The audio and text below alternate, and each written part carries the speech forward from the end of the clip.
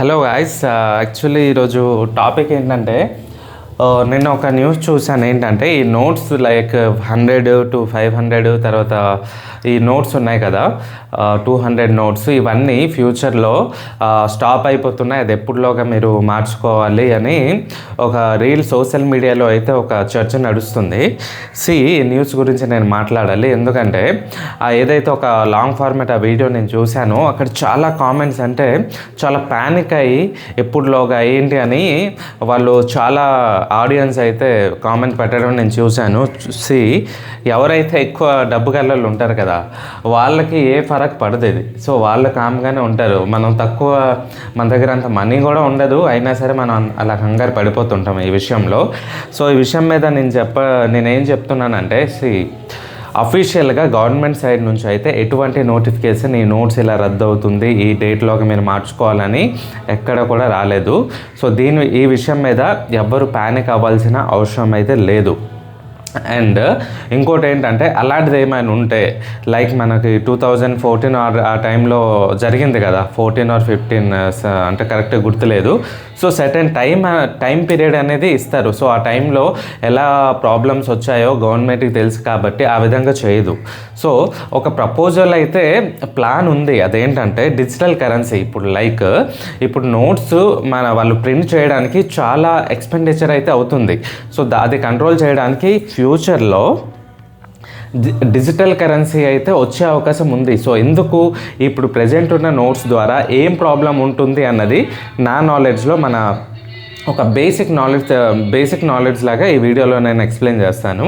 అదేంటంటే, ఇప్పుడు ఒక నోట్ ఉందనుకోండి, ఫర్ ఎగ్జాంపుల్ నేను ఒక 500 or 200 ఫేక్ నోట్స్ కనుక మనం ఏదైనా మార్కెట్కి తీసుకెళ్తే, లేదంటే ఏదో ఒక ఫిష్ మార్కెట్ కానీ ఏదో ఒక మార్కెట్కి తీసుకెళ్తే అది వాళ్ళు ఫైండ్ అవుట్ చేయడానికి వాళ్ళకి చాలా ప్రాబ్లం అవుతుంది. అదే కనుక బ్యాంక్ ఎంప్లాయ్ అనుకోండి, ఇలా కళ్ళు మూసి కూడా అది ఫేకా రైటా అని చెప్పగలరు. అంత స్కిల్ ఉంటుంది వాళ్ళ దగ్గర. ఈవెన్ నేను కూడా కళ్ళు మూసి కాదు కానీ చెప్పగలను, ఎందుకంటే నా స్టార్టింగ్ కెరియర్లో ఫైనాన్షియల్ సెక్టర్లో నేను జాబ్ చేశాను కాబట్టి ఏది ఫేక్ నోట్ ఏ విధంగా ఉంటుంది, టచ్ ఎలా ఉంటుంది, సో ప్రతిదీ కూడా నాకు కూడా ఐడియా ఉంది. అలాగే ప్రొఫెషనల్స్ అయితే అది ఫైండ్ అవుట్ చేయగలరు. కానీ అన్ప్రొఫెషనల్స్, ఇప్పుడు షాప్లో వాళ్ళు పెట్రోల్ బంక్ అని లేదంటే చిన్న వ్యాపారం బిజినెస్ చేస్తుంటారు కదా, వాళ్ళకి తెలియదు కదా.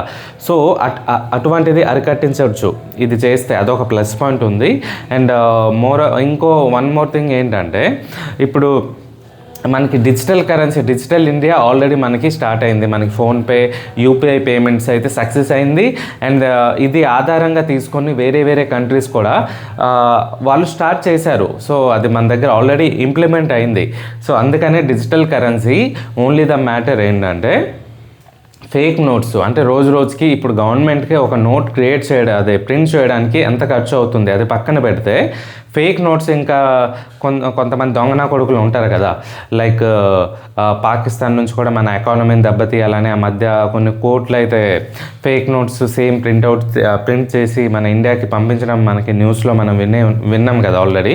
సో అలాగే ఆ విధంగా వేరే వాళ్ళు కూడా ప్రింట్ చేయడానికి ఇంకా అవకాశం ఉండదు. ఇప్పుడు నోట్సే కనుక మనం బ్యాన్ చేసేస్తే ఇంకా ప్రింట్ చేయడానికి ఏముంది చూడండి. డిజిటల్ కరెన్సీ అనుకోండి, అసలు ఫేక్ నోట్ ఉండదు, ఏమీ ఉండదు. అది ప్రపోజల్ ఉంది, బట్ అది ఇంకా అఫీషియల్గా digital currency in the sense ఇప్పుడు యూపీఐ ఇవన్నీ ఉన్నాయి. ఇంకా కంప్లీట్గా 100% డిజిటల్ కావాలంటే కొంత టైం పడుతుంది. అండ్ ఎవరైతే ఇలాగా మీరు నోట్స్ ఎప్పుడులోగా మార్చుకోవాలి ఇది అని అనుకుంటున్నారు కదా, అఫీషియల్గా నోటిఫికేషన్ అయితే రాలేదు. సో దీని గురించి ఎవరు టెన్షన్ పడాల్సిన అవసరం లేదు.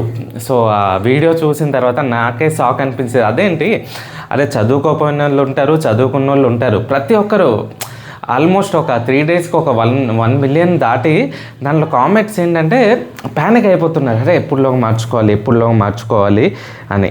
సో ఇంకోసారి చెప్తున్నాను ఫ్రెండ్స్, ఈ విషయం మీద ఎప్పుడైనా సరే ఒక గవర్నమెంట్ ఫైనాన్షియల్ విషయాల్లో ఒక నిర్ణయం తీసుకునేటప్పుడు ముందుగానే చెప్తారు అండ్ టైం ఇస్తారు. అండ్ అప్పట్లా కాదు, ప్రతిదీ కూడా ఇప్పుడు గవర్నమెంట్ కూడా చాలా జాగ్రత్తగా ప్రజలు ఎక్కడ ఇబ్బంది పడకూడదు అన్న ఉద్దేశంతోనే చూస్తారు. కానీ ఇబ్బంది పెట్టేసి ఈ డేట్ లోపలే చేసుకోవాలి అని ఈ విధంగా అయితే ఏమీ ఉండదు. సో ఈ విషయం మీద ఎవరు కూడా టెన్షన్ పడాల్సిన అవసరం అయితే లేదు. ఓకే, సో ఈ వ్లాగ్లో ఈ టాపిక్ చెప్పాలనుకున్నాను. సో ఈ విషయం మీద మీకు ఇంకేమైనా డౌట్స్ ఉంటే ఖచ్చితంగా కామెంట్ చేయండి. అండ్ వీడియో నచ్చితే లైక్ చేయండి. అండ్ ఇలాంటి ఇన్ఫర్మేటివ్ అంటే నా డైలీ వ్లాగ్స్లో ఏదైనా ఒక ఇన్ఫర్మేటివ్ టాపికే మాట్లాడుతుంటాను. సో అది మిస్ అవ్వకుండా ఉండాలంటే మన ఛానల్ని ఫాలో అవ్వండి. Thanks for watching. జై హింద్.